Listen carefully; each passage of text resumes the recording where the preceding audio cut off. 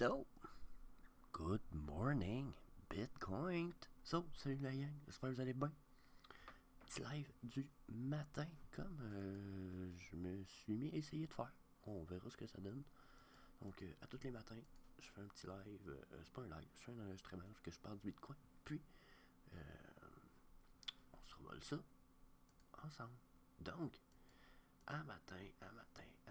Donc, si je regarde ce qui se passe sur la charte des 4 heures, donc belle remontée du Bitcoin après sa chute, il est allé chercher, bon, bien entendu, ici, je me suis servi du bottom qu'on a été chercher, et je vous dirais dans les derniers jours, parce que si on met ça sur des chartes de 4 heures, on le laisse là, 1, 2, 3, 4, 1, 2, 3, 4. Fait que si on regarde avant hier environ, bon, j'ai les dates aussi, je peux regarder. Donc, si on regarde le 8 vers entre 10 et midi, on est tombé quand même assez bas. Depuis ce temps-là, on a une remontée assez intense. Par contre, malgré la remontée, on n'est pas remonté plus haut que notre ancien plafond. Puis si vous regardez, on descend tout le temps plus bas. Donc, on a été à 42 000. Après ça, on est descendu à 40 780 sans avoir une vraiment remontée. Ensuite, on était à 4375. On a redescendu à 39 000. Puis, encore cette fois, 39 800 au lieu de 39 900. Donc, on descend tranquillement, pas vite. Présentement, est-ce que ça va redescendre ou remonter? Moi, j'ai un feeling que ça va redescendre à cause que si je regarde la fourche que j'ai installée, la fourche signifie dans le moment présent les zones colorées que vous voyez. On voit que je suis allé péter une fois ici dans ma... C'est sûr que c'est là que je suis allé m'accoter pour stationner ma fourche, mais on voit que ça a été mon plafond numéro 1. On vient le retester et le retester. On voit qu'on essaye de le percer. Vous voyez, en ce moment, on essaye même de le percer une deuxième fois. On voit que ça a l'air d'être une forte résistance. On voit, bon, percer, refus. Après, on vient retester. Il y a l'air d'avoir un autre refus ici de ma zone de ma fourche, qui est ma zone bleue. Donc, on voit généralement dans ces moments-là, soit deux choses possibles. Puis là, ben, ça va être à voir avec ce qui suit. Soit on perce, soit on remonte. Si on perce puis qu'on remonte, je suis un peu surpris. Puis surtout si on perce et on remonte puis qu'on vient remonter dans le haut de mon triangle orange ici, la gueule va me tomber à terre un petit peu, la gang. Je ne crois pas qu'on va arriver à ce point-là, justement, parce que malgré le fait qu'on a nos EMA, ici le EMA de 21 et de 55 qui sont en dessous de mes chandelles. Regardez comment on vient de se rapprocher juste ce matin, qu'on a un recroisement possible de ces deux MA-là, comme on a eu ici. Donc, selon moi, là, on va être dû pour une rechute. Donc, ce qui est probable qui va se passer va ressembler probablement à ça ici. Donc, selon moi, on a des chances de venir retester un peu comme regardez qu'à chaque fois qu'on a redescendu, on est venu retester. Donc, si on descend pas un peu comme on le fait ici, d'après moi, on va faire un peu comme on a fait ici, puis qu'on est venu retester. Fait que, si on ne fait pas ça, on va faire... Je vais prendre le prochain en bleu. Oups, il m'a juste changé. Il va faire ça ici. Donc, ça, c'est ce que moi, je crois qui va arriver présentement pour une des raisons, la gang. Nos volumes d'achat étaient hauts, mais ça a été très vite pallié par une coupe de chandelles rouges. Regardez, vous allez me dire, les niveaux de vente, d'achat sont hauts, mais on a beaucoup de chandelles rouges consécutives, 3 chandelles rouges consécutives. Ça annule pas mal des chandelles de volume qu'on a en vert, malgré, bon, le haut volume. Qu'est-ce que ça peut nous dire, le haut volume? De prime abord, ça nous dit qu'il y a quelqu'un que quand ça arrive bas, il achète. Regardez. Zone d'achat. Dans le plus bas. Oh, juste avant que ça remonte, on a une grosse zone d'achat parce que probablement qu'il y avait du monde qui se sont dit oh, à ce prix-là, ça va à peine. Donc, grosse zone d'achat, puis zone d'achat aussi juste là. Donc, on voit que ça me dit que, ben je dis zone d'achat. J'appelle pas ça des vraies grosses zones d'achat. Regardez ça par comparer à ça ici. Okay. Mais à comparer de ce qui s'était passé dernièrement, on a une petite évolution. Donc, à voir, à voir. J'ai quand même l'impression qu'on va avoir un haut niveau de vente qui va nous arriver ici, là, à peu près de ce niveau-là, très bientôt. Parce que j'ai bien l'impression que tout ce qui se passe, c'est de la manipulation de la part des whales, puis qu'ils font ça tranquillement, doucement, sans trop laisser paraître. Ensuite, si je continue, puis je regarde mon RSI, la gang, est quand même pas trop haut. Si on regarde ça, il est à 57, ce qui donne encore de la place, puis du jeu en masse pour monter. Mais étant pas trop haut, il peut encore redescendre en masse. De toute façon, vous voyez, il vient de faire un gros pike. Quand on a une coupe de pike, on a une coupe de petits, puis après on a une drop. Donc d'après moi, on va avoir notre pike, une coupe de petits pikes, puis on va redescendre. Donc on va venir probablement tester ça ici. Ça va être une zone de test, peut-être même celle-là ici. Ce qui m'étonnerait beaucoup, si on monte là, puis qu'on perce, puis qu'on dépasse nos MA ici. J'ai fait beaucoup de tours de ligne. C'est ça que ça fait quand t'es collé le matin. Donc, je vais effacer mes cochonneries. Mais si ces MA-là viennent qu'à être percés par des chandelles qui vont venir permettre au MA de passer en dessous de mes chandelles, puis là, quand je dis le MA, je parle du MA de 200 et de 233. Je vous le dis, là, je vais être full bullish. Pour l'instant, je suis encore bearish à peu près jusqu'à 25 000. Puis je l'ai déjà dit, regardez, on a des lignes pointillées ici en rouge. C'est pas pour rien. C'est parce que j'ai, selon moi, des supports qui sont quand même forts ici. Regardez bien, quand même fort. On a un tout petit ici à 25 000, ce qui me dit qu'il pourrait être testé. Mais sinon, on en a un très puissant, autour de 23, 24 000. Ça a l'air assez fort, on pourrait dire 24 000 ici, regardez. Donc, c'est des lignes de support, une section qui, selon moi, va devenir notre prochaine zone de rebond. Là, on est dans la zone ici. Donc, comme vous pouvez voir, on a ça ici qui est pas vraiment, qui est très puissant, qui est dur à traverser, qu'on n'a pas traversé du tout. Regardez, test.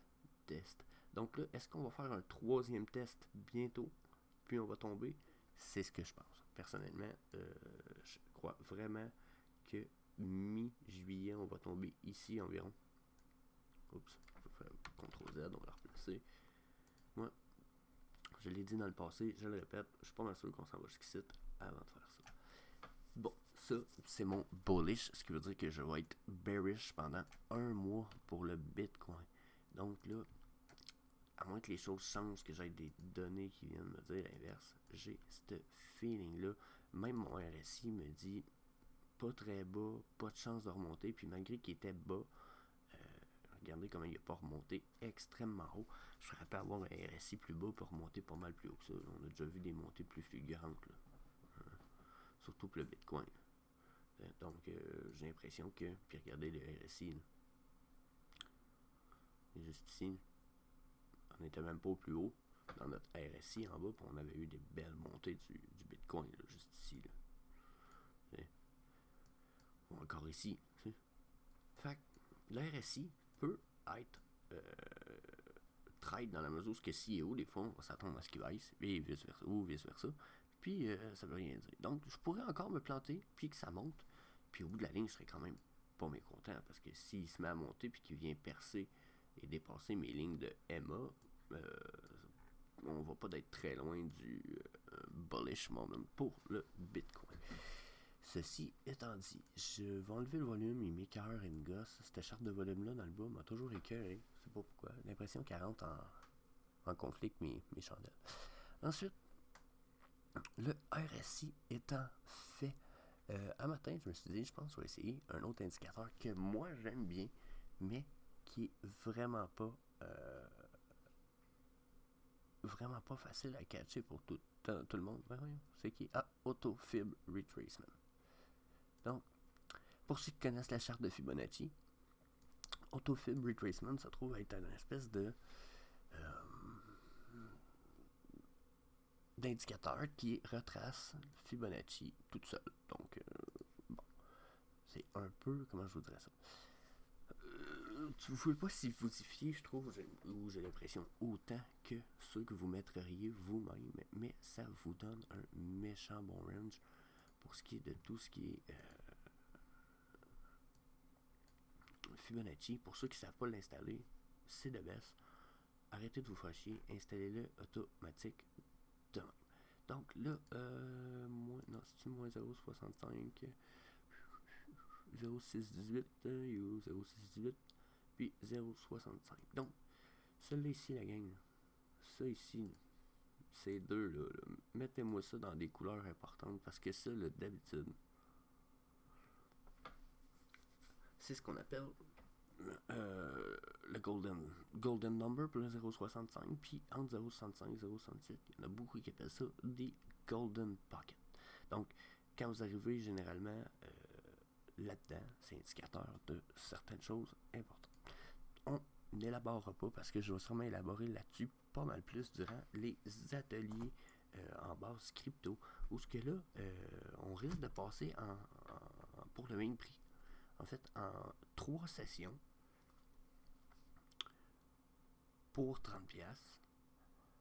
Sauf que la dernière session va être plus courte, sauf qu'on va rajouter du stuff, puis il va y avoir une section questions et développement pour essayer de vous donner encore plus de contenu pour le même prix. Fait que s'il y en a qui n'étaient pas déjà inscrits, petite formation, allez checker ça en section événements. J'ai pas rajouté le fait qu'on allait avoir une 3e session, mais on va avoir une 3e session, puis vous allez avoir un de mes compadres qui va vous parler un peu de sa vision crypto, puis de sa petite technique pour faire du profit à tous les jours. Donc, that's it. Pour ce qui est du de l'atelier. Donc, comme je vous disais, donc, regardez là ici. Là. On voit très bien les ranges de Fibonacci qui nous disent clairement qu'est-ce qui se passe, puis jusqu'à quel niveau on est atteint. Okay? Là, matin, je vous avoue que j'ai les yeux collés. Je vous expliquerai pas ce que ça veut dire ou est-ce que ça s'en va. Mais quand vous voyez ce range-là, généralement, ça va vous permettre de déterminer un paquet d'affaires. Comme là, en ce moment. Je vais switcher d'indicateur, puis je vais le couper au montage. Et quelle heure là?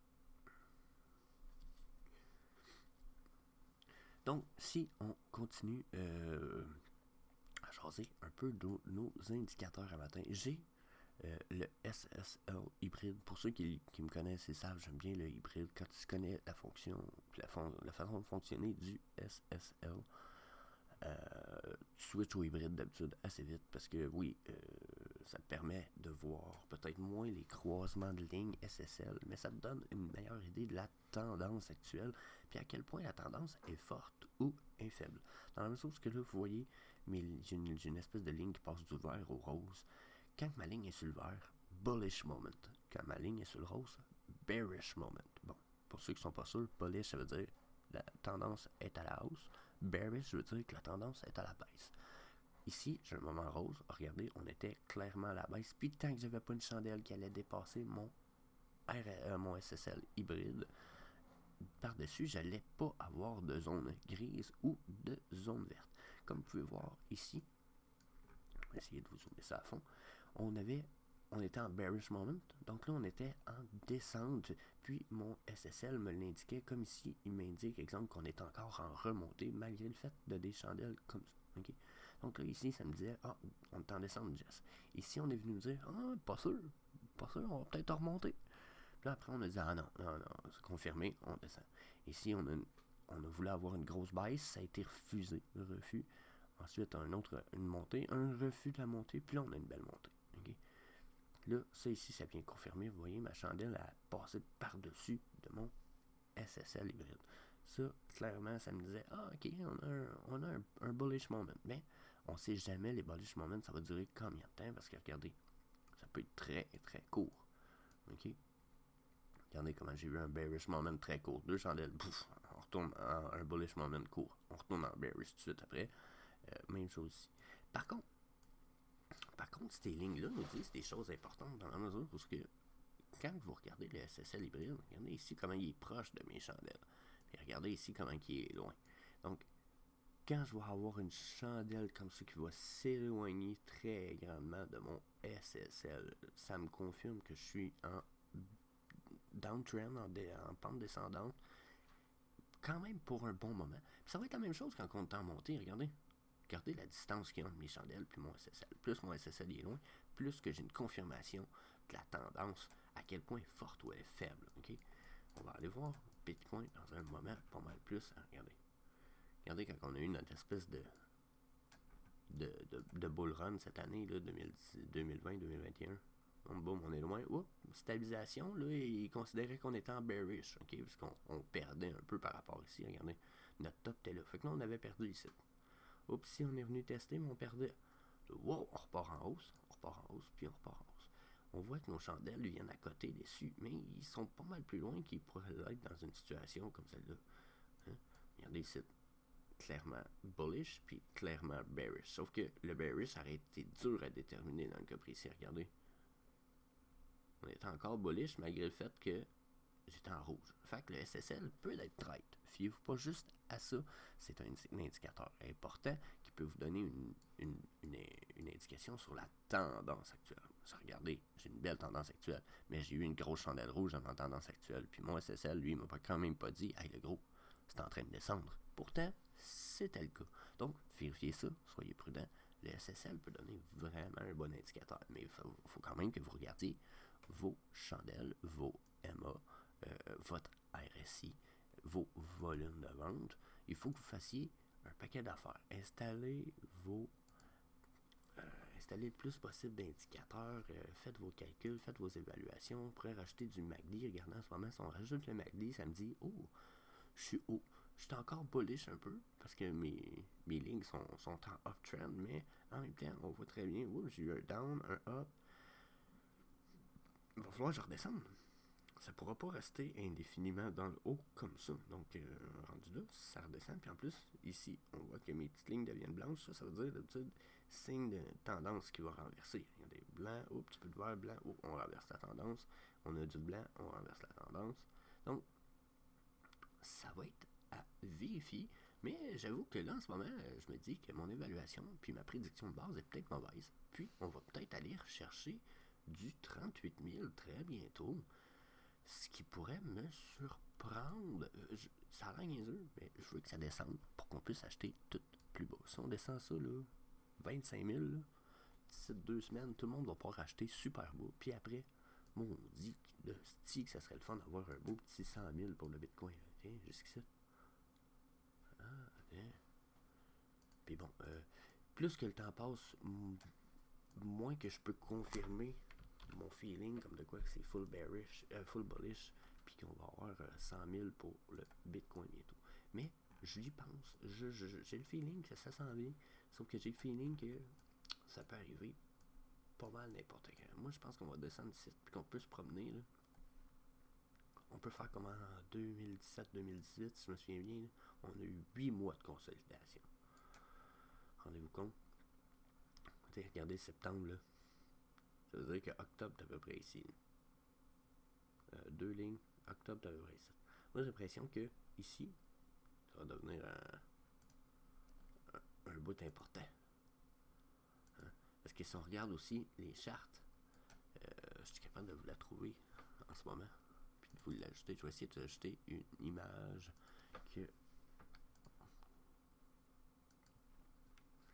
qui me confirme personnellement en plus qu'on est pour arriver au début, ou du moins au top de notre bull run, puis c'est celle-là ici. Ah, je suis capable. Ah ouais, je suis capable de vous mettre ça direct là. Okay, on va remplacer notre...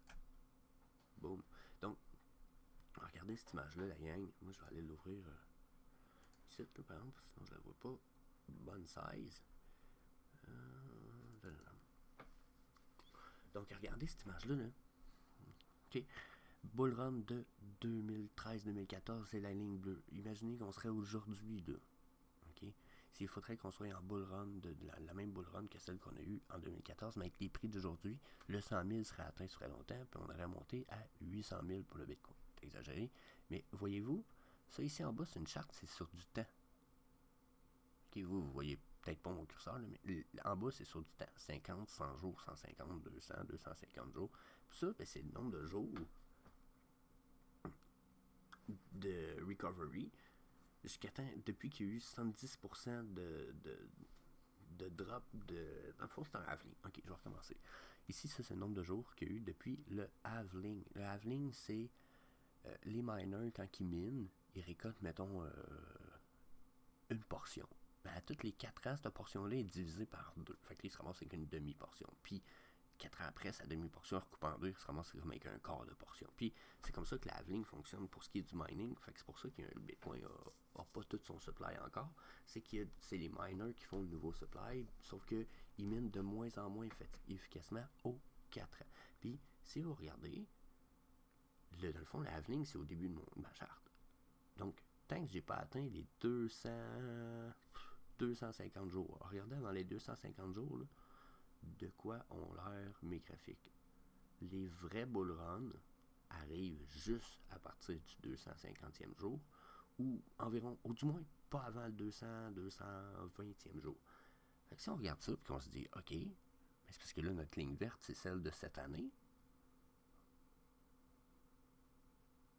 C'est parce que si la ligne verte, c'est celle de cette année, on est à 200. Il nous manque un mois avant de partir tranquillement vers une bull run, ça veut dire un mois ou deux. Fait que là, on est en juillet à août. Oh, juillet à août. Fait que à 250 jours, on va être à peu près ça, juillet à août. Alors, regardez comment on est dans un... Pour les années passées, les bull runs passés, on est dans une espèce de pic. Juste avant un gros high. Fait que octobre, pour moi, ça paraît confirmé en saint, s'il vous plaît, la gang. Là. Moi, j'ai envie de vous dire, c'est direct dans ce moment-là que ça va s'en venir. That's it. That's all. Octobre, préparez-vous. Puis, ça va descendre d'ici là. Je sais pas si vous êtes d'accord avec moi ou pas. Moi, j'ai bien le feeling que d'ici là, on va avoir une descente parce que, justement, ceux qui connaissent un peu les whales, etc., ils connaissent un peu la charte que je viens de vous montrer. Ils savent comment que ça marche. Ils savent très bien que le pike arrive toujours dans les mêmes ranges après. Puis ça, c'est une des seules notions, celle que je viens de vous montrer, qui n'a pas changé depuis une couple d'années. Là. Je vais la remontrer rapidement. Ça, c'est le halving. Okay? Ça, c'est les bull runs depuis le halving de cette année-là. Fait que s'il faut que j'aille... Mon halving est arrivé au début de l'année, ça veut dire que il me manque encore 20-30 jours avant ma vraie bull run. Et ce qu'on voit là, c'est tout à fait normal. Dans le fond, regardez les années passées, là, ça ressemblait pas nécessairement à ça comme graphique. Mais on était clairement dans une espèce, regardez, 2013-2014, les pikes étaient tellement hauts, là, ça avait tellement monté que s'il faudrait qu'on aille la même bull run qu'en 2014 cette année, tout le monde dirait déjà que c'est fini. Assurément. Parce qu'il dirait, Chris, check le high que ça a monté one shot, les hauts pikes, on est revenu tester, on drop down. Puis pourtant, tout le monde se tromperait. Là. Pourquoi? Parce que à 250 jours, puis 200, à 250, 200... À 200, genre 80 jours, on est au gros top du bull run pour les 2 années, que ce soit 2013, 2014, 2017 et 2018. Ce qui fait que si tout le monde pense que le bull run est fini cette année, moi je suis encore full bullish. Moi, je l'avoue, I'm fully bullish. I don't believe it's finished. I can be wrong, so not financial advice, but comme je disais, je suis pas conseiller financier, mais Colin, je vous l'avoue la gang, pas mal sûr que c'est pas fini, puis qu'on va remonter dans les 100K après avoir descendu proche des 25K. Fait que c'est le temps d'accumuler, selon moi, la gang, aller ramasser du stock. C'est pas tout de suite, c'est commencer à en mettre dans votre wallet ou dans vos exchanges préférés en USDT pour vous préparer à acheter quand les prix vont être à leur plus bas. Si vous croyez qu'ils sont déjà pas mal bas, comme moi, faites un peu comme moi, mettez-en un peu à toutes les semaines. C'est pas mal une des meilleures... c'est pas mal une des meilleures stratégies, c'est de mettre de l'argent à toutes les semaines. Vous pouvez, comme je viens de dire, la laisser en USDT et attendre que vos prix descendent. Par contre, faites-vous pas avoir, des fois on attend tellement que les prix descendent qu'au bout de la ligne, ça nous coûte plus cher parce qu'on a trop attendu que les prix remontent plus haut que ce qu'ils étaient. Donc je vous dis là-dessus, peace, je vous laisse là-dessus, je vous laisse tranquille. Je me dis, je cherche mon graphique. Ah, c'est ça. Puis je vous dis peace. À la prochaine. J'espère qu'on va se revoir bientôt. N'hésitez pas à partager notre groupe, la famille crypto, avec vos friends, vos amis, etc. Plein de choses pour les petits ateliers de formation qu'on fait de base crypto. Ça coûte entre 20 et 30 pièces pour 2, peut-être même 3 ateliers de 2 heures minimum pour les 2 premiers. Probablement une petite heure pour le dernier atelier, le 3e. Mais quand même super plein de contenu intéressant. Vous êtes nouveau? Ça va valoir la peine, dans la mesure où souvent, on pense qu'on est nouveau, qu'on connaît un paquet d'affaires, puis après 1 heure ou 2 de petite formation, on se retrouve finalement, il nous manquait bien du stock, puis on comprenait pas tout. So, comme je vous disais, je vous laisse là-dessus. Je vous dis peace, puis à la prochaine la gang.